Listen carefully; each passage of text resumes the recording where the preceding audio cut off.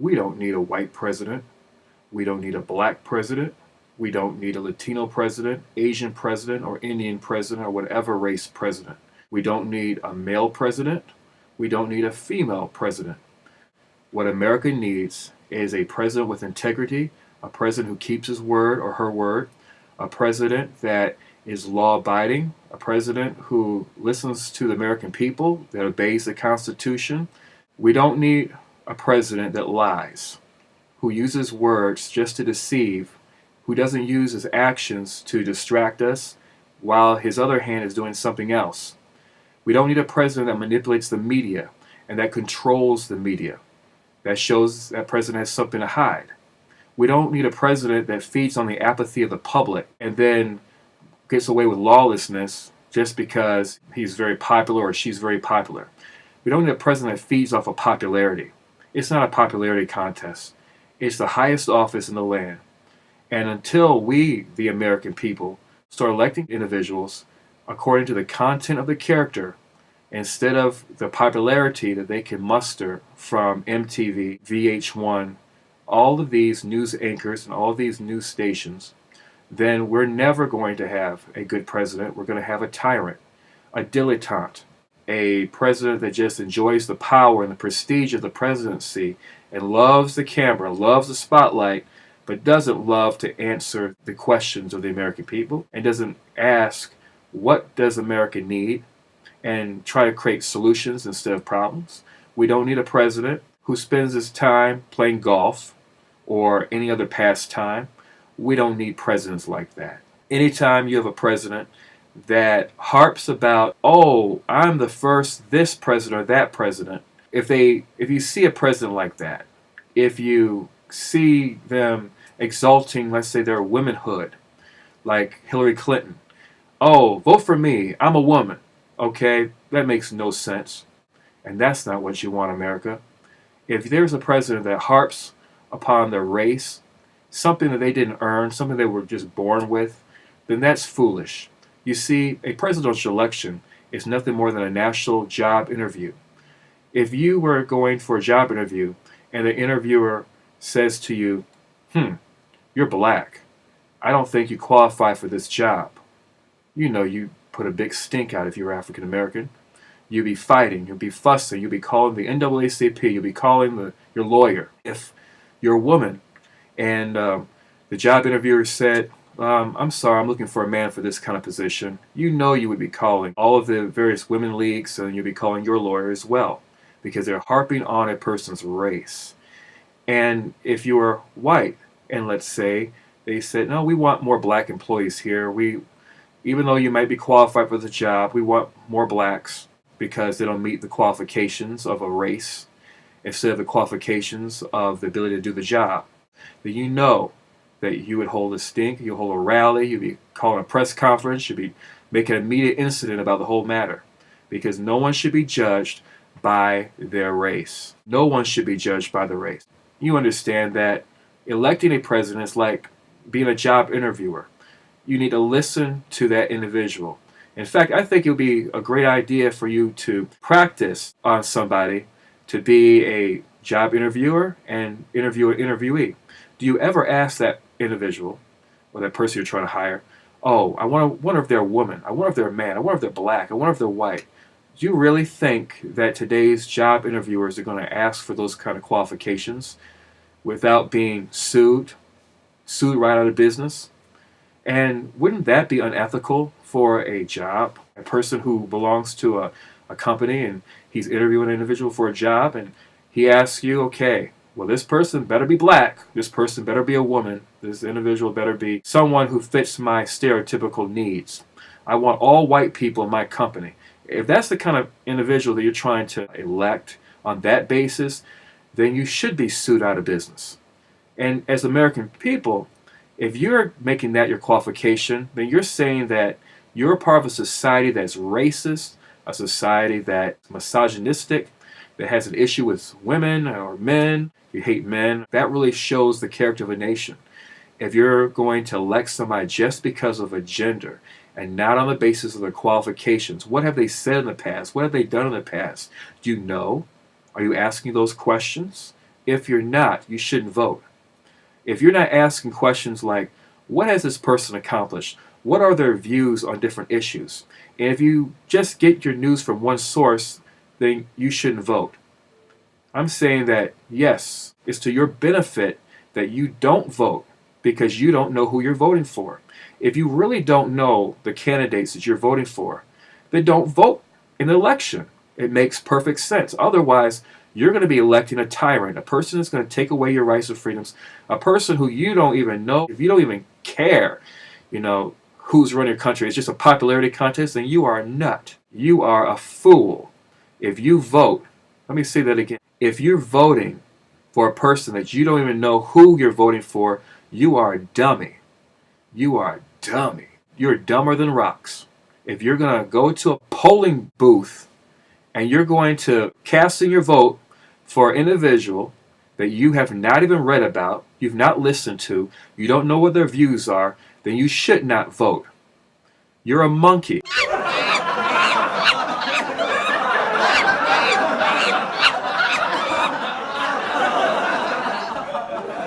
You are a white, black, Asian, female, male monkey. If you vote and you don't know what you're voting for, who you're voting for, you are an ape. You're dumber than rocks, and you shouldn't vote. It's a virtue not to vote. In fact, it's a virtue for you not to even consider voting, because you could be electing Hitler in your office and you have no clue. You could be electing Mussolini, Idi Amin, a guy who's a cannibal. You could be electing Vladimir Putin, or a person who's a puppet for Vladimir Putin, the Russian socialist. You could be electing a dictator, or a dilettante, a person who just loves power, a person that loves the prestige of the presidency, loves to be seen in cameras, loves to be the movie star and the center of entertainment. But if you're voting on the basis of gender, you're showing your ignorance, your public ignorance. And so you shouldn't vote. And if you do vote, then you are a social terrorist, because you don't know who you're voting for. And you need to stop while you still can. If you're easily manipulated by your professors in your universities, and you've not asked the important questions about who this person is, you need to ask about the agendas of your professor. Is the professor a Marxist? Is he a Leninist? Does he really care about the U.S. Constitution, or does he want to revamp things? Would he love it if Stalin was the leader of this country? Does he love communism so much that he thinks, well, I think it's great for tanks to run in the streets. I think it's great for government to control healthcare, government to control everything about your life. If you're listening to such a leader or such a teacher, then you need to bail out of that school. He doesn't care about your freedoms, your liberties, the freedom of association. Liberalism is totalitarianism masquerading as tolerance. They're the ones who demand the right to arrest you just for thinking independently about things, or just holding a different view. Liberalism in America is totalitarianism promoted and marketed as tolerance. They say they're tolerant, but when other views come to play, they hate those views, so they want to silence the views of others. It's because they have no argument. When you have people, individuals, who want to silence your voice because they don't like what you stand for or what you believe, even I as a conservative, I'll let people say their mind. I'll let people give us their opinions and allow the freedom of speech, this freedom of dialogue. But when you have teachers and faculty members who will tell you we need to silence all of these conservatives, these Christians, because we don't like what they say, we don't want to debate them, we don't want to give us airtime, to give them the ability to have the freedom of press or the freedom of declaring what they have to say and the proof that's behind what they have to say, that we need to silence them. Well, then you're being like the old Catholic Church who tried to silence Michelangelo. You're just a tyrant. Face it, you're a tyrant, and you need to leave America. Go figure, get a clue. Leave this country if you hate it so much. I don't believe that global warming is man-made. Those are issues that if you look at the polls, young people are completely have a different view of that. Are you out of step with most young voters, and how do you convince them given that? Well, let me take one of the components of your question and address it directly, then let me address your broader question. You mentioned global warming. I'm a big believer that we should follow the science and follow the evidence. If you look at global warming alarmists, they don't like to look at the actual facts and the data. The satellite data demonstrate that there has been no significant warming whatsoever for 17 years. Now that's a real problem for the global warming alarmists, because all of the computer models on which this whole issue was based predicted significant warming, and yet the satellite data show it ain't happening. But what if there is something to it? I mean, let's say, a lot of people say the science is clear. Most people say the science is clear. But let's say that it's not. Let's say it's not clear. Why not do everything we can to reduce our carbon footprint? Wouldn't that be good to have some humility about it and maybe think? Okay, let's talk about having humility. I read this morning a Newsweek article from the 1970s.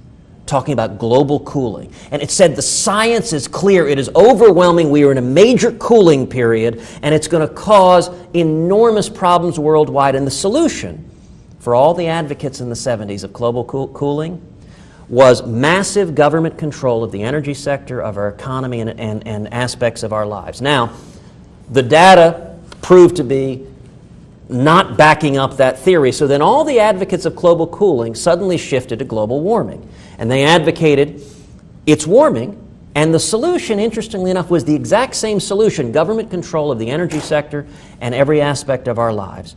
But then the data don't back that up. So if you notice, the term has shifted, and now suddenly it's climate change. And climate change, and again, the solution is government control of the energy sector and every aspect of our lives. And when someone keeps proposing the same solution regardless of the problem, you start to think maybe they just like government control of the energy sector and every aspect of our lives. And I am the child of two mathematicians and scientists. I believe in following evidence and data. On the global warming alarmists, anyone who actually points to the evidence that disproves their apocalyptical claims, they don't engage in reasoned debate. What do? They scream, "You're a denier." They brand you a heretic. You know, it is... Today, the global warming alarmists are the equivalent of the flat earthers. You know, it used to be, it is accepted scientific wisdom, the earth is flat, and this heretic named Galileo was branded a denier. And you know what? There are an awful lot of people making a whole lot of money. Al Gore has made millions of dollars off of global warming, and a lot of these scientists who are most vocal about it are receiving massive grants on this theory that the data are not backing up. And you ask, well, why shouldn't we do everything? You know, we shouldn't be causing millions of hardworking men and women to have their energy bills go through the roof. It causes real harm and suffering when people all across this country lose jobs because the federal government wants to take control of aspects of our lives. It causes real suffering when single moms who are trying to feed their kids see their energy bills skyrocket because politicians are imposing massive costs, and that's not something we should do lightly. If you don't like the freedoms we have in this country, then leave. Go to Iran. Go to communist China. And just be one of those people who allows government to take over everything, your own bank accounts when that time comes. Hopefully it never comes. But you're going to give everything over to government, and that's foolish. You need to get a clue.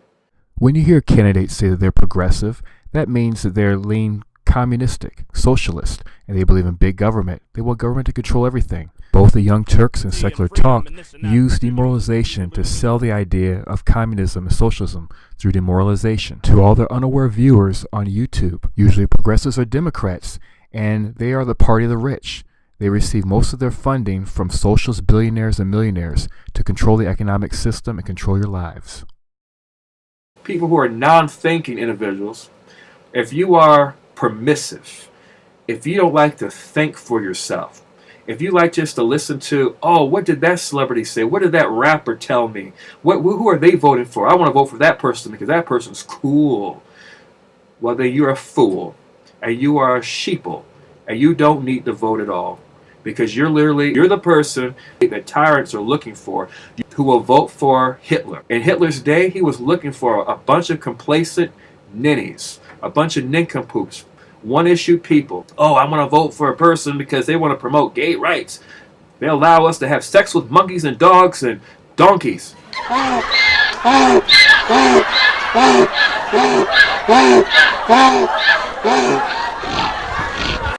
Well, then you need to leave the planet then. Homosexual extremists and comedians then mock and blatherskite about slippery slopes by asking, well, why do gay marriage opponents always bring up the legalization of bestiality and sex with animals? And then the radicals on the left snort out, maybe we should be asking them why are they so interested in the subject of bestiality and sex with animals? Well, maybe it's time to answer your question before you ask it. Here's your answer. Traditional marriage advocates are not interested in that mess. We're interested in protecting America from rotting from the inside out. During the sexual revolution of the 60s, there was a push to get rid of anti-sodomy laws throughout the entire nation. One of the reasons these laws were in place was to be a barrier to protect traditional marriage. And they were also in place to protect healthy sexual relationships between men and women, as well as preventing sexual grooming by homosexuals who, in that day, were known for pushing pornography, then molesting, raping, exposing themselves, and pushing themselves onto boys and young males, which damaged and scarred them emotionally into a gender confusion condition. Those anti-sodomy laws were there to protect the public and especially the next generation, not harass the perpetrators.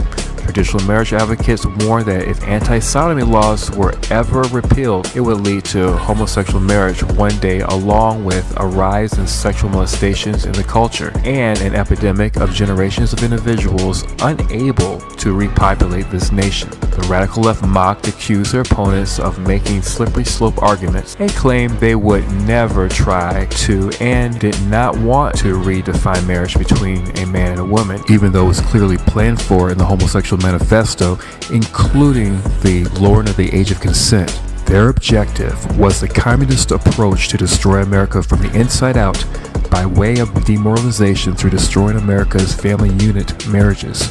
And nevertheless, step by step, the practice went from being marketed as a curiosity to being popularized, to being glamorized, to becoming legitimized, to being celebrated, and now being institutionalized through gay marriage a generation later. Now, generations later, that so-called slippery slope argument has now been validated, and here we are today in a pornographic nation filled with pedophiles and rapists both inside and outside of prison, children with easy access to hardcore porn, being groomed day and night, with generations of youths so gender confused that some are being misled to believe that they need irreversible sex change operations. Now, after years of being groomed by post-sodomy propaganda in public schools and colleges by radical social engineers on the left and celebrated fatherlessness in the culture, gay activists now seek to lock them in their prison by lying to them that they were born that way. So it was to prevent anyone from redefining normal sexuality and marriage into anything they want. Marriage between man and woman is the cultural bedrock institution of lasting civilizations that strengthens the hope to have future generations carrying on the life and stability of the nation. And that's why traditional marriage defenders accuse the left of opening the door to making marriage anything they want, including bestiality. That which the left sought to normalize throughout the nation became institutionalized nationwide by way of redefining marriage. The point is that if anything or everything can be called marriage, then ultimately nothing is marriage, and it's destroyed right along with the future of this nation. So our election should not be based, your vote should not be based on a person's gender Or lack thereof. It should be based on their ability to do the job and their ability to speak the truth and stand by the truth, live the truth, and also an individual who can keep their word, who has moral ethics. You can't trust a moral relativist. If you're a moral relativist, then you're electing an individual who will be just like you. You'll vote for another moral relativist, and you can't nail them down to keep their word. They don't have the value, they don't have the conviction of what's right and wrong. So if you vote for a person who's just like yourself, a moral relativist, if you happen to be one, you think, okay, well, this person believes truth is relative, so they don't believe in that this right or wrong, it's good for the moment, what's ever good for that person, and then you're going to vote for an individual who's going to be governing the same way. Oh, even though it's constitutional for me to listen to Congress, I don't think I'm going to listen to Congress this time. I'm going to think I'm going to live like a king and do my own thing and use government and force people to obey me. Then that's what you're going to get. You're going to get a dictator. You see the importance of voting.